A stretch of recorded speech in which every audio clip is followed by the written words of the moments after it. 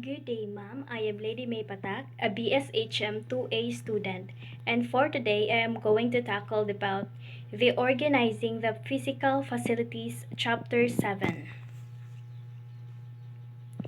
The physical facilities of an individual enterprise consist of: first, the manufacturing plant; second, the building and premises; and third, the machine and equipment necessary to make a product or range of products in the quantities desired. In the organization of these facilities, the following main steps are required: A. Selection of the plant location. B. Selection and erection of buildings. C. Selection of the equipment. D. Plant and machine layout. E. Installation of the equipment. Selection of the plant location. The decision as to the location of an industrial plant has a vital effect on the success or failure of the operations of such plant. The decision, therefore, should be based upon a careful consideration of all the factors pertinent to the particular enterprise.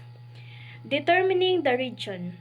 Determining the regions in which the plant is to be located requires consideration of five prime factors, namely: 1. Proximity to market; 2. Proximity to necessary materials; 3. Transportation facilities; 4. Adequate public and private services such as water, power, fuel, gas, and etc. 1. Proximity to market. There has been established a relationship between the centers of population and manufacturing, a relationship indicating that industry in general tends to seek its market.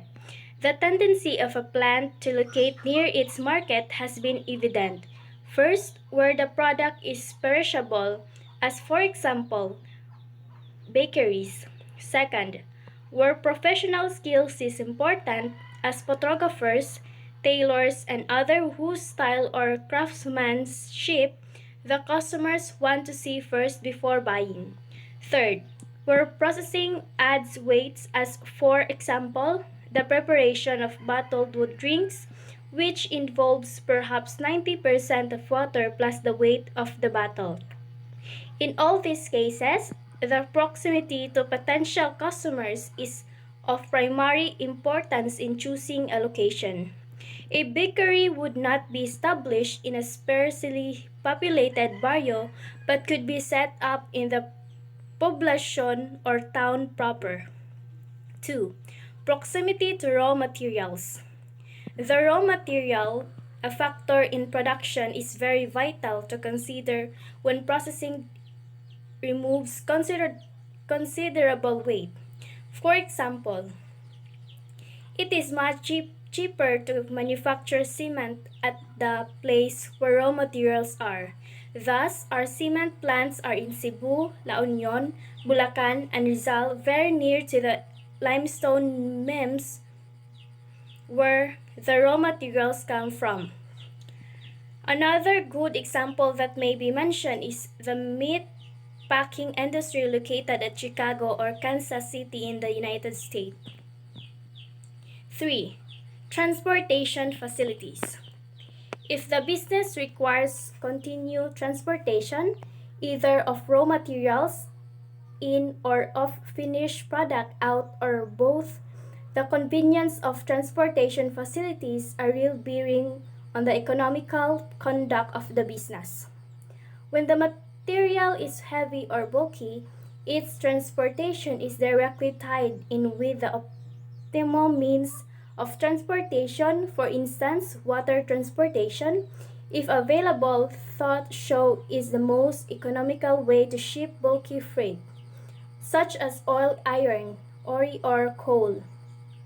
Railway and motor truck are quite faster but higher in cost. Air transportation is the fastest, but due to its expensive cost, it is limited principally to lightweight items and perishable materials. Adequate public and private service. Manufacturing thrives in an area where the supply of power and water is plentiful, as illustrated by the following. First, the manufacture of fertilizers requires the location supply of water, as in the case of the Marcelo fertilizer plant near the Maria Cristina hydroelectric power plants in Mindanao, or of aluminum, as in the case of the Reynolds Aluminum Company located in Epifanio de los Santos Avenue, Quezon City. Second, the huge public water power projects of the Tines Valley in the several American Western states are indicative of the importance of adequate power to successful industrial economy. The continuing scarcity of water in the Manila area can be traced to the heavy demands for water or of many industries around. Third, is the need for large amount of water in addition to air conditioning to dissipate large amount of heat generated by some present by manufacturing process. Fourth, is the locating of the principal plant for processing of the atomic bomb components at Hartford, Washington due to one of the best sources of pure gold water provided by the Columbia River, in addition to advantage of isolation and abundant volume for process cooling. All of them indicate the need for abundant sources of power and water by many kinds of industry. 5. Climate. In certain industries, the nature of the climate, temperature, and humidity is a factor that assumes considerable importance.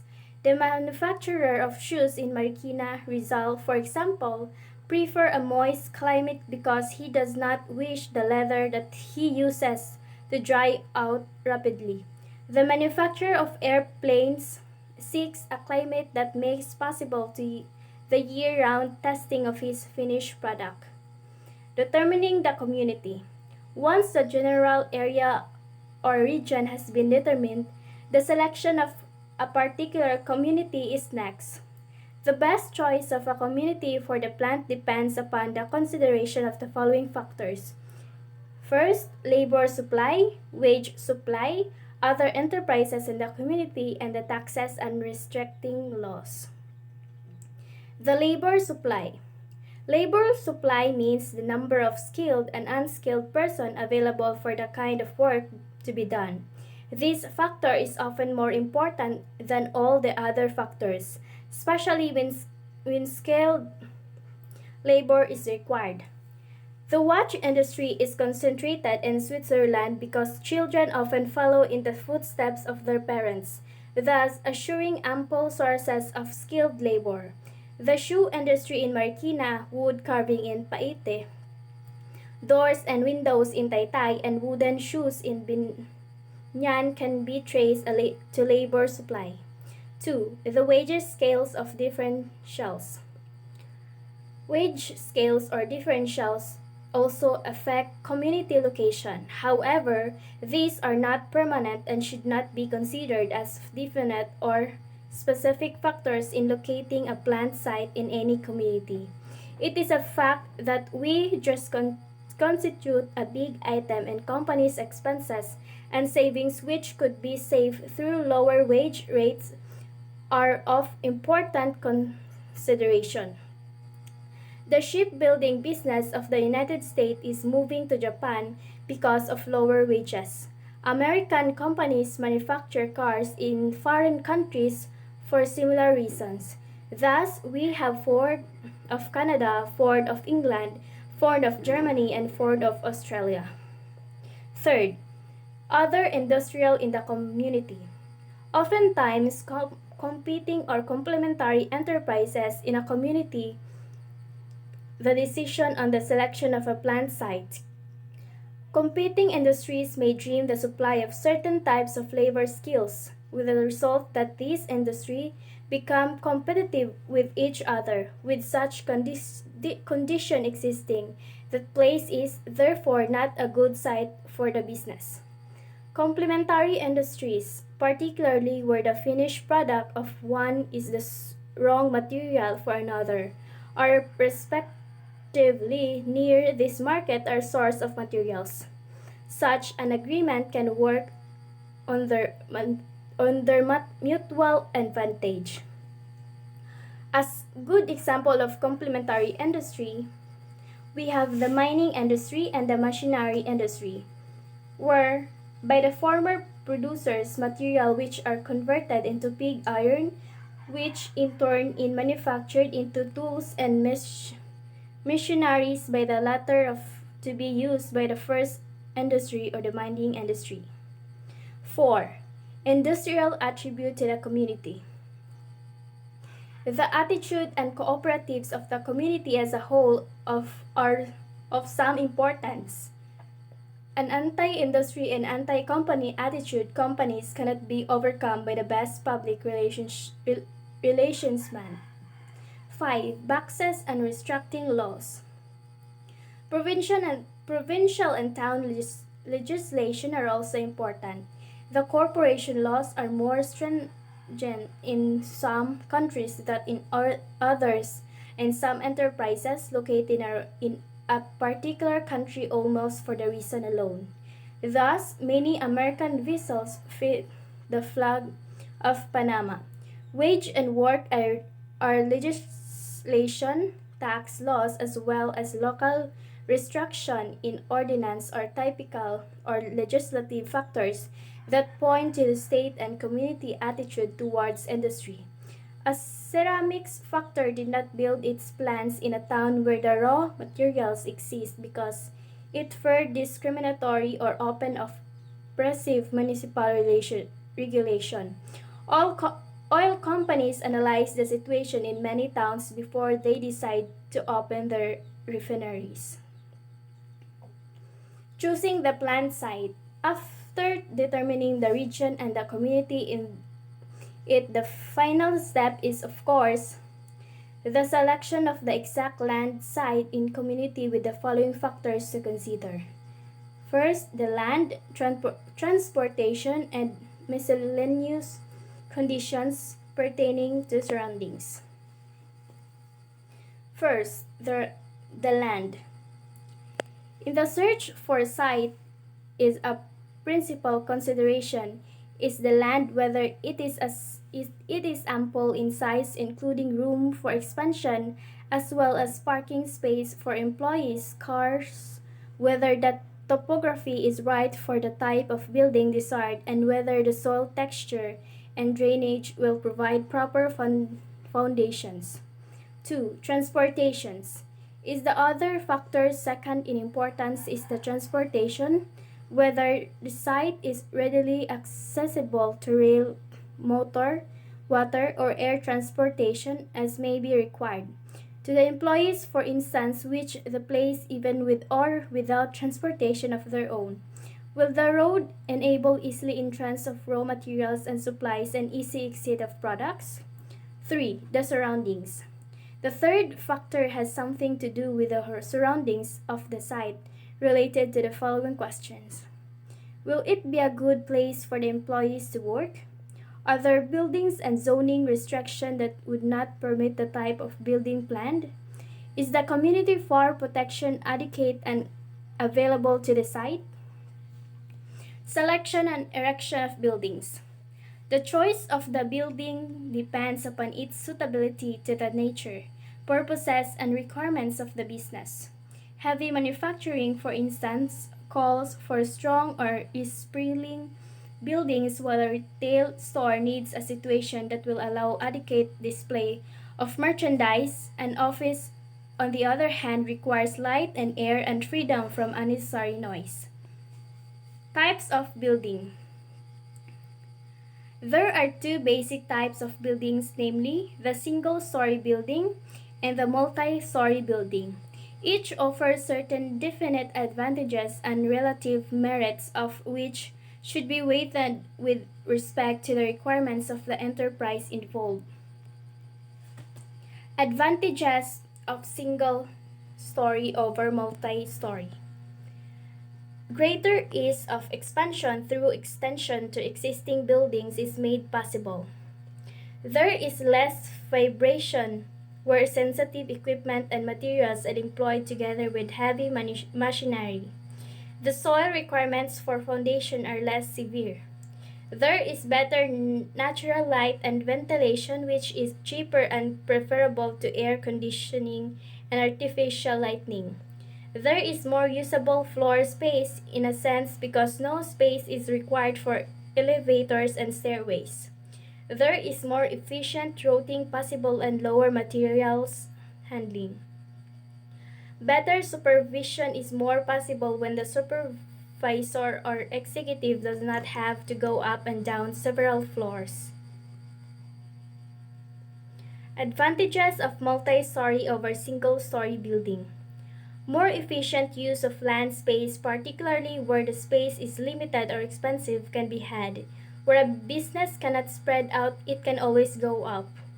Lower cost of construction per square foot of floor space in other advantage. The upper floors are often mere repetition of lower floors. It is cheaper to heat because of less roof and other space through which heat can escape. It is also cheaper to cool where air conditioning is necessary. Upper stories are more free from street noises, odors, and dirt. Sensitive equipment sometimes must be kept at certain distances from noise and dirt. Use of gravity flow of materials is permitted. The flow of production from one stage to another may be facilitated by the gravity flow of products and materials. Present trends in building construction. Allied without present trend toward the location of plant is subordinate areas is the trend towards the erection of single-story buildings. Flexibility of plants layouts and lower routine and materials handling costs, among other things, comprise strong inducement to management to erect single-story structures. Spacing of columns. The present through on the spacing of columns is the direction of wider and higher exteriors. Undoubtedly, this trend has been influenced by the increased need in recent years for flexibility to meet rapidly changing conditions in manufacturing. Use of basement. The basement and sub-basement are being used for more and more for the storage of raw materials, for dead storage, for service tunnels, and for employees servicing facilities. There are corridors through which employees pass on their way to and from the work areas above. Likewise, located in the corridors or the locker rooms, washrooms, and maybe an air-conditioned cafeteria. The use of corridors prevent confusion and interference that occurs during the chance of work shifts. Wallings. One of the great difficulties with solid concrete walls is their inflexibility. In case of unavoidable changes, for instance, great expense will be incurred as such changes are rather costly. Consequently, brick is frequently favored for walls in many countries. In the Philippines, hollow blocks of concrete are usually used. Roofings. The thought roofings have deserved more preference of popularity than the flat roof due to improvement in natural lighting offered by former and sometimes of the lower initial and subsequent maintenance costs. Flooring. The present-day industrial buildings, especially those which have heavy machinery insulation, required solid floorings. Concrete or tiles are most often used. New noise-absorbing and less jarring tiles, which are highly durable, fairly inexpensive, and easy to maintain, are now quite common. Present trends in building insulation. The building insulation and facilities mentioned in here are those to which industries is today devoting major attention. They comprise the current trends in management thinking as regards into the insulation for better process, control, and manufacturing efficiency, as well as for employees' increased comfort and safety, which pay dividends in the form of greater productivity and lower accident compensation cost. The building installation and facilities which are given major attentions are the following. Plant illumination. Good illumination in a plant plays for itself in greater productivity, efficiency, improved morale of employees, fewer accidents, and better housekeeping. Light and paint, when used together, comprise a team which can vanish darkness, and one without the other will only half do the work. Fluorescent lighting. There is a strong trend today in the direction of fluorescent lighting. It is this type of artificial lighting most widely used by industry today and which had replaced the incandescent light a great extent. The principle of fluorescent lighting in the globe produced by ultraviolet rays in a tube coated inside with fluorescent powder. Fluorescent lighting offers the following advantages. Practically glareless, can be made to stimulate daylight and greatly improves night working condition. Its operation is cooler than of the incandescent of mercury lamps, particularly where air conditioning is installed. It is more economical in operation. For example, 100 watts of fluorescent lighting being approximately equivalent in food candle illumination 300 watts of incandescent lighting. Color conditioning. The other base of good plant illumination is the interior painting. The principal objective in industrial color conditioning is to achieve uniform brightness but sufficient contrast so that the job will appear more interesting to the employee's eyes than in surrounding area. It was found that kind of paint could salvage many food candles of light. It is a well-known fact that white paint from 74 to 90% light. Air conditioning. Air conditioning has found increasing application in industry in recent years, with the development of more and more processes requiring constant temperature and dust-free air. The inexpensive sources of electric power have also contributed to this trend. Plant layout.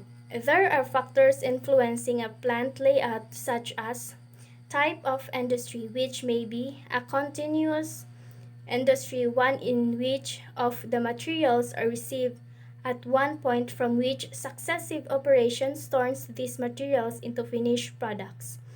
Assembly industry, as in the case of car manufacturing. Types of product which may either be heavy or light, large or small, liquid or solid.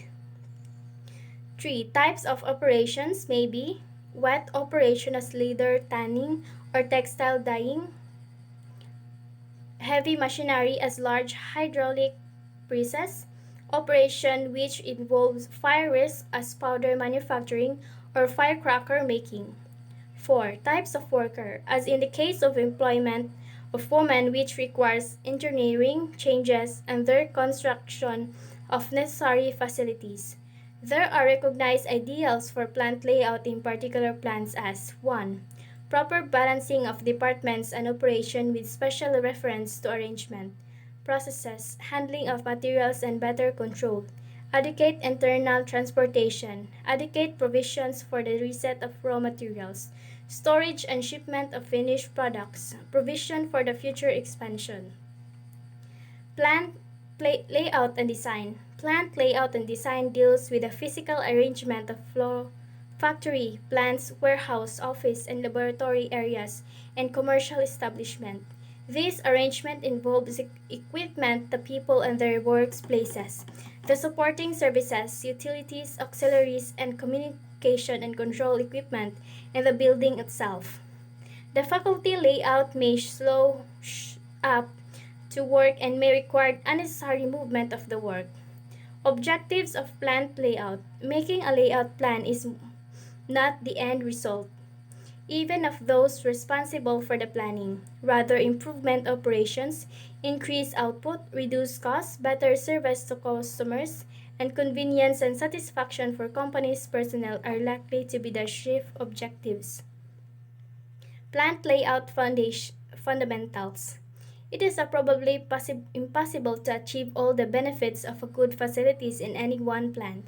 By its very nature, a plant facilities involves a multitude of factors and considerations. Products, materials, sales, volume, people, buildings, services, utilities, and the like. All of these must be blended into a facility that will give the greatest benefits and have the fewest limitations. A management should aim at certain fundamentals in his facilities. This includes an integration of all pertinent factors affecting the layout, utilization, and effective utilization of machinery, people, and plant space, expansion, easy to expand, flexibility, easy to rearrange, versatility, readily adaptable to changes in product design, requirements, and process improvements. Regula- Regularity is a regular or straight division of areas and la- relatively even sizes of areas, especially when separated by building, walls, floor, main cells, and the like. Closeness, a practical minimum distance for moving materials, supporting service, and people. Orderliness, a sequence of logical workflow and clean work areas with suitable equipment for scrap, trash, and waste. Convenience for all employees both in day and periodic operation. 10. Satisfaction and safety for all employees.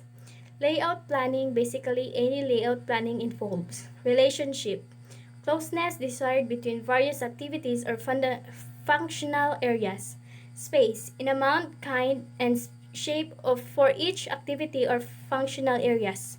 3. Adjustment of the activity areas into a layout plan. Types of layout. There are three so-called classification type of layout.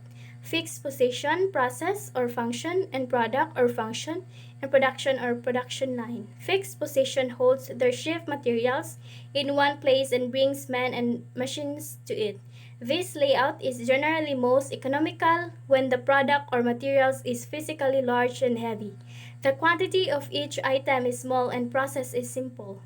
Process layout or layout by function is generally most economical when the process or future of the operation is relatively complex or costly. The products of materials are diversified or variable and the quantities as each item are relatively few.